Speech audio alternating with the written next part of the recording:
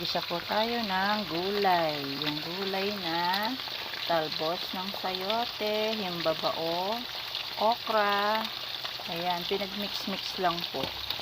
Ginisa ko na nga po pala yan sa mantika, bawang, sibuyas, tinapa at bagoong.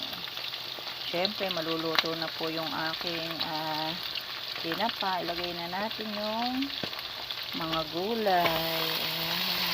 At yung aking gulay. Yung ating himbabao, ayan, tsaka yung talbos ng sayote, at yung okra. Ayan, okra.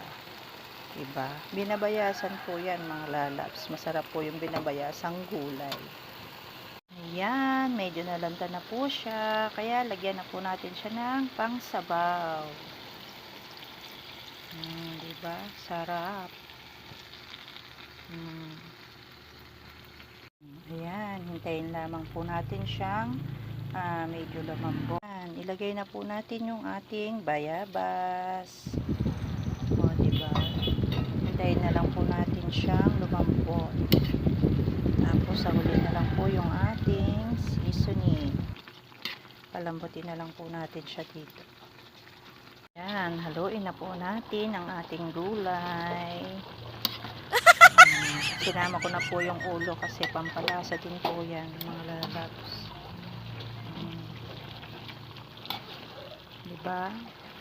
Ang sarap ng gulay. O sino po yung mahilig sa gulay dyan? Ako po kasi mahilig po ako sa gulay. Mas masarap po at healthy pag gulay. O diba, mga lalabs? Siyempre, lagyan na natin ng magic. O, diba? Para mas magic, mas masarap. O, diba? Hintayin na lang natin siyang lumambot. Diba? Sarap. Sarap talaga ng gulay, mga lalabs. Pak. Ayan. Luto na ang aking binabayasang gulay. Sarap, mga lalabs. Tinapa lang po pala yung sinahog ko dyan, mga lalabs. Tapos nilagyan ko ng bayabas. O diba, mga lalabs, sarap.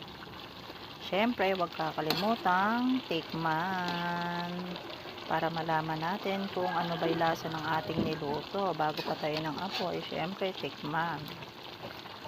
Para malaman natin kung tamang-tama ba ang kanyang lasa.